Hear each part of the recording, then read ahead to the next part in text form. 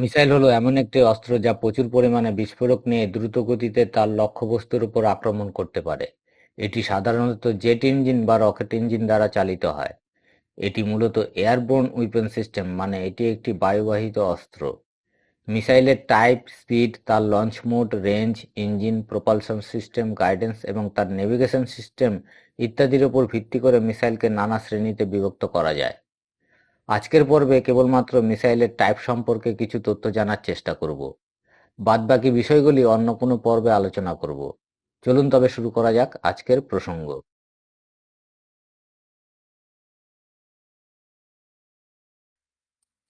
মিসাইলকে সাধারণত দুটি শ্রেণীতে বিভক্ত করা হয়।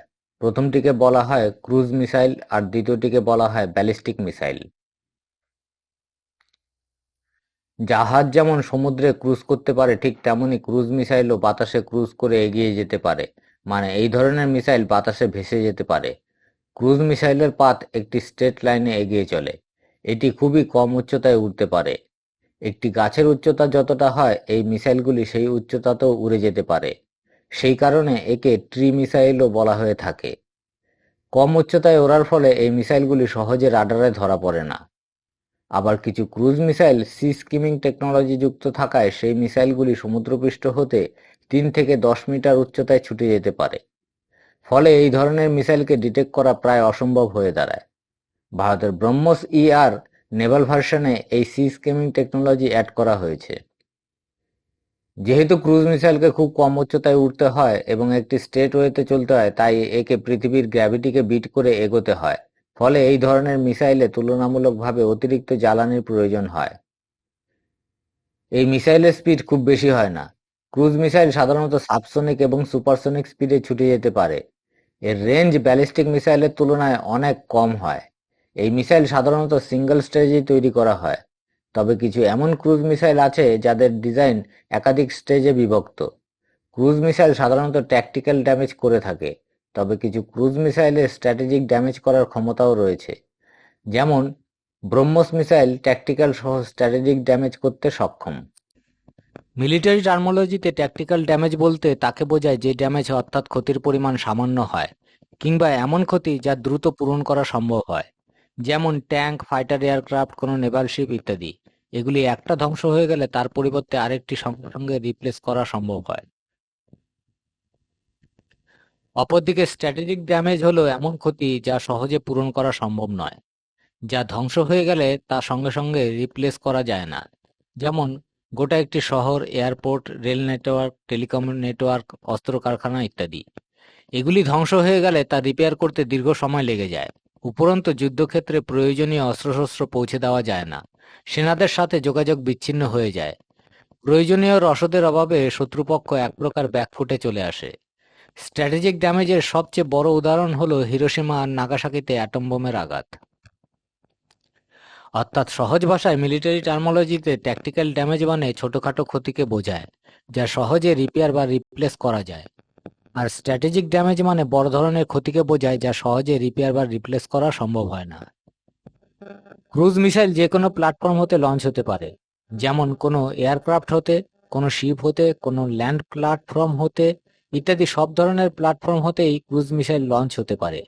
এমনকি ম্যান পোর্টেবল ক্রুজ মিসাইলও হয়, যা একজন ব্যক্তি খুব সহজেই কাঁধে করে সেই মিসাইলের লঞ্চ প্যাড হতে মিসাইলটিকে ফায়ার করতে পারে।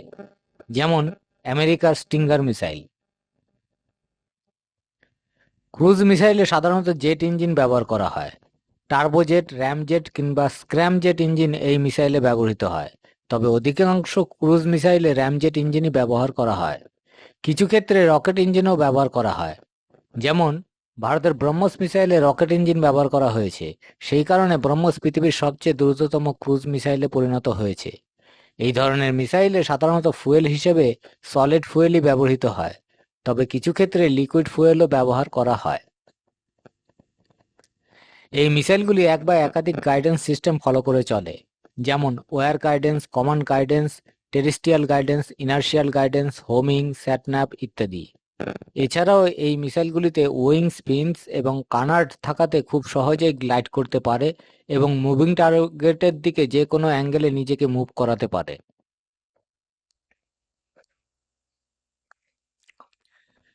ব্যালিস্টিক মিসাইল সাধারণত ক্রুজ মিসাইলের চেয়ে আকারে অনেকটাই বড় হয়।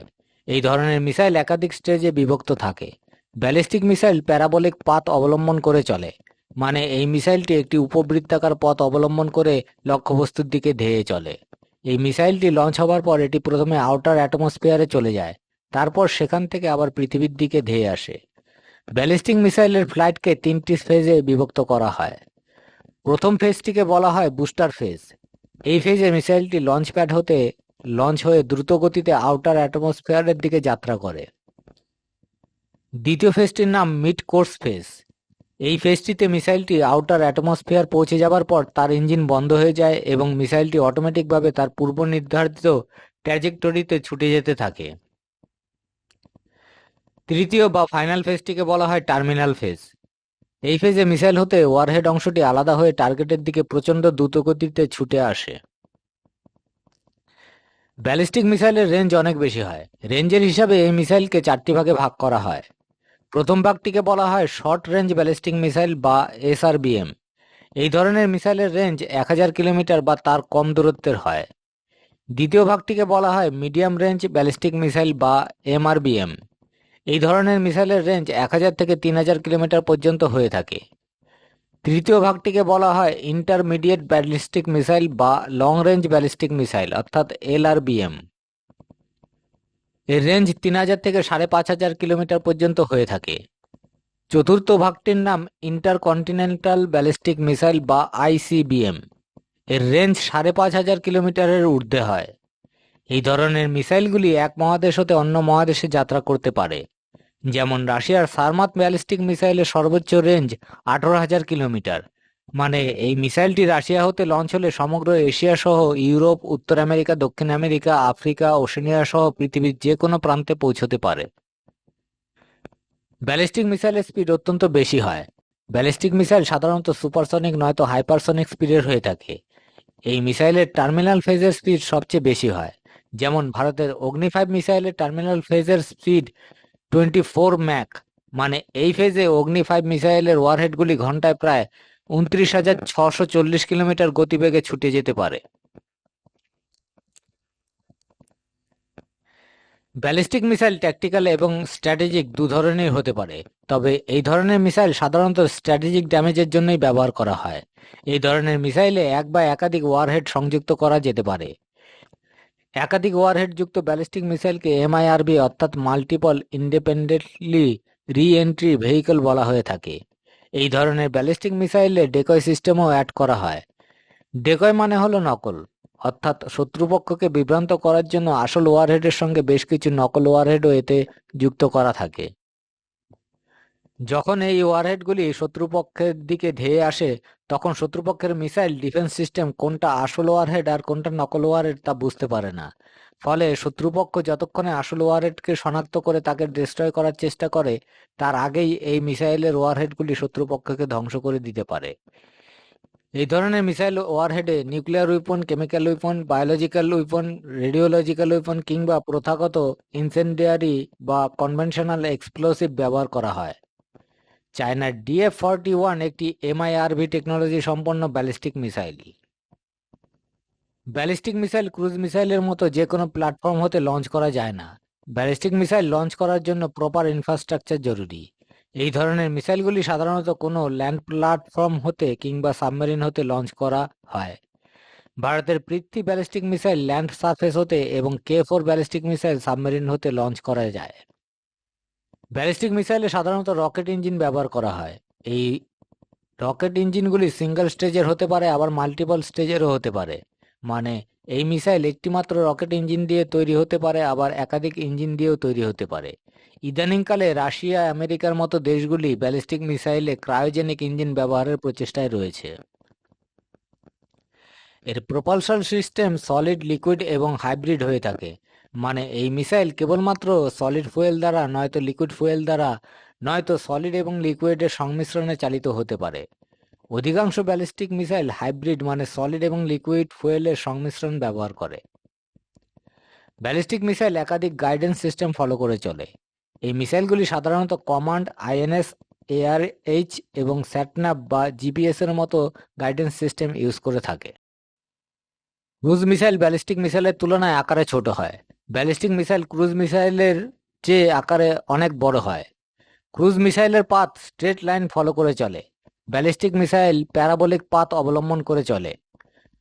ক্রুজ মিসাইল অ্যাটমসফিয়ারে থেকে টার্গেটের দিকে ছুটে চলে। ব্যালিস্টিক মিসাইল আউটার অ্যাটমসফিয়ার হতে টার্গেটের দিকে ছুটে আসে। ক্রুজ মিসাইল সাধারণত 15 কিলোমিটার উচ্চতার মধ্যে উড়ে চলে, তবে এই মিসাইল কখনোই 100 কিলোমিটার উচ্চতার উপরে ওঠে না। ব্যালিস্টিক মিসাইল 400 কিলোমিটারের উপরেও উঠতে পারে। ক্রুজ মিসাইল কম উচ্চতায় ওড়ার ফলে একে রাডার দ্বারা ডিটেক্ট করা প্রায় অসম্ভব হয়ে পড়ে। ব্যালিস্টিক মিসাইল অতিরিক্ত উচ্চতায় ওড়ে বলে একে সহজেই মিসাইল ডিফেন্স সিস্টেম দ্বারা ডিটেক্ট করা যায়। ক্রুজ মিসাইলের স্পিড ব্যালিস্টিক মিসাইলের তুলনায় কম হয়। ক্রুজ মিসাইল সাধারণত সাবসনিক এবং সুপারসনিক হয়ে থাকে। ব্যালিস্টিক মিসাইল সবসময় সুপারসনিক নয়তো হাইপারসনিক হয়ে থাকে। ক্রুজ মিসাইল মুভিং টার্গেটকে হিট করতে পারে। ব্যালিস্টিক মিসাইল মুভিং টার্গেটকে হিট করতে পারে না। ক্রুজ মিসাইল স্ট্র্যাটেজিক ড্যামেজ করতে সক্ষম হলেও সাধারণত একে ট্যাকটিক্যাল ড্যামেজের জন্যই ব্যবহার করা হয়। ব্যালিস্টিক মিসাইল ট্যাকটিক্যাল ড্যামেজ করতে সক্ষম হলেও একে সাধারণত স্ট্র্যাটেজিক ড্যামেজের জন্য ব্যবহার করা হয়। ক্রুজ মিসাইলে সাধারণত কনভেনশনাল এক্সপ্লোসিভ ইউজ করা হয়। ব্যালিস্টিক মিসাইলে সাধারণত নিউক্লিয়ার, কেমিক্যাল, রেডিওলজিক্যাল এবং বায়োলজিক্যাল উইপন ইউজ করা হয়। ক্রুজ মিসাইলে একটিমাত্র ওয়ারহেড থাকে। ব্যালিস্টিক মিসাইলে এক বা একাধিক ওয়ারহেড থাকতে পারে। ক্রুজ মিসাইলে এক্সপ্লোসিভের পরিমাণ কম থাকে। ব্যালিস্টিক মিসাইলে এক্সপ্লোসিভের পরিমাণ বেশি থাকে। ক্রুজ মিসাইল যে কোনো লঞ্চ প্ল্যাটফর্ম হতে লঞ্চ হতে পারে। ব্যালিস্টিক মিসাইল যে কোনো প্ল্যাটফর্ম হতে লঞ্চ করা যায় না। ক্রুজ মিসাইল শর্ট রেঞ্জের মিসাইল হয়। এর ম্যাক্সিমাম রেঞ্জ 1000 কিলোমিটারের কম হয়ে থাকে। Ballistic missile short range, medium range, intermediate এবং ইন্টারকন্টিনেন্টাল হয়ে থাকে। ক্রুজ মিসাইল একই সাথে অনেকগুলি গাইডেন্স সিস্টেম ফলো করে চলতে পারে। ব্যালিস্টিক মিসাইল নির্দিষ্ট কয়েকটি গাইডেন্স সিস্টেমে কাজ করতে পারে। ক্রুজ মিসাইল অধিকাংশ ক্ষেত্রে সলিড ফুয়েল ইউজ করে থাকে। ব্যালিস্টিক মিসাইল অধিকাংশ ক্ষেত্রে হাইব্রিড ফুয়েল ইউজ করে থাকে।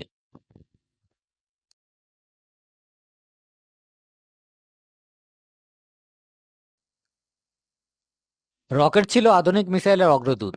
দশম শতাব্দীতে চীনে প্রথম রকেট ব্যবহৃত হয়, কিন্তু অষ্টাদশ শতাব্দীতে ভারতের মহীশূর রাজা এবং মারাঠারা ব্রিটিশ সেনাদের বিরুদ্ধে লোহার কেসযুক্ত অত্যাধুনিক রকেট ব্যবহার করে। তবে এখন আমরা মিসাইল বলতে যা বুঝি তা বিংশ শতাব্দীতে দ্বিতীয় বিশ্বযুদ্ধের সময় নাজি জার্মানির সেনারা ফ্রেঞ্চ এবং ব্রিটিশদের বিরুদ্ধে প্রথম ব্যবহার করতে দেখা যায়। অর্থাৎ সঠিক অর্থে মিসাইলের আবিষ্কার নাজি জার্মানদের কৃতিত্ব। এরপর গঙ্গা দিয়ে অনেক জল বয়ে গেছে। কোল্ড ওয়ারের সময় আমেরিকা আর তদানীন্তন সোভিয়েত রাশিয়ার মধ্যে হাই স্পিড এবং লং রেঞ্জের মিসাইল ডেভেলপ করার হোড় লেগে যায়। সেই রেস শুধু আমেরিকা আর রাশিয়ার মধ্যে সীমাবদ্ধ ছিল না, প্রতিটি দেশ এই রেসে ক্রমশ উন্নতি করতে থাকে। ভারতের প্রতিবেশী দেশ চীনও এই সময় লং রেঞ্জের মিসাইল ডেভেলপ করে ফেলে এবং চীনের সহযোগিতায় পাকিস্তানও এই মিসাইল ডেভেলপিং প্রোগ্রামে অগ্রসর হয়।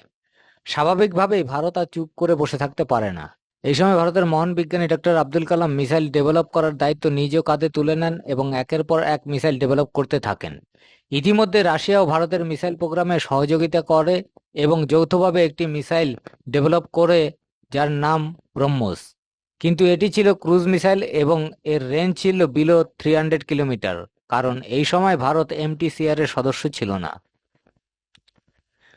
ক্রুজ মিসাইলের চাহিদা পূরণ হলে ভারত লং রেঞ্জের ব্যালিস্টিক মিসাইলের উপর মনোনিবেশ করে। তৎপর 90-এর দশকে ভারত প্রথম লং রেঞ্জের ব্যালিস্টিক মিসাইল অগ্নি-1 লঞ্চ করে। এরপর ভারতকে আর পিছনে ফিরে তাকাতে হয়নি। ভারত একের পর এক হাই স্পিডের লং রেঞ্জের ব্যালিস্টিক এবং ক্রুজ সব ধরনের মিসাইল ডেভেলপ করতে থাকে। ইতিমধ্যে 2016 সালে ভারত এমটিসিআর এর সদস্য হওয়াতে ভারত যে কোনো রেঞ্জের মিসাইল ডেভেলপ এবং ইম্পোর্ট করার অধিকার পেয়ে যায়। ফলে মিসাইল টেকনোলজিতে যা কিছু বাধা ছিল ভারতের তা দূরীভূত হয়। অনেকের মনে হয়তো একটি প্রশ্ন উঠতে পারে, সেটা হলো ভারতের কাছে সবচেয়ে লং রেঞ্জের যে অগ্নি-5 মিসাইল রয়েছে তার সর্বোচ্চ রেঞ্জ তো মাত্র 7500 কিলোমিটার। অপরদিকে চায়নার কাছে 15,000 কিলোমিটার, আমেরিকার কাছেও প্রায় সেম রেঞ্জের মিসাইল এবং রাশিয়ার কাছে 18,000 কিলোমিটার রেঞ্জেরও মিসাইল রয়েছে। তাহলে ভারত কেন 10,000 কিলোমিটারের চেয়ে বেশি রেঞ্জের মিসাইল বানায় না? ভারতের কাছে কি এইরকম লং রেঞ্জের মিসাইল ডেভেলপ করার মতো কোনো টেকনোলজি নেই? উত্তর অবশ্যই আছে। তবে ভারত কেন এত হাই রেঞ্জের মিসাইল বানায় না তা আপনারাই কমেন্ট করে জানান। দেখা হবে অন্য একটি পর্বে। জয় হিন্দ, বন্দে মাতরম।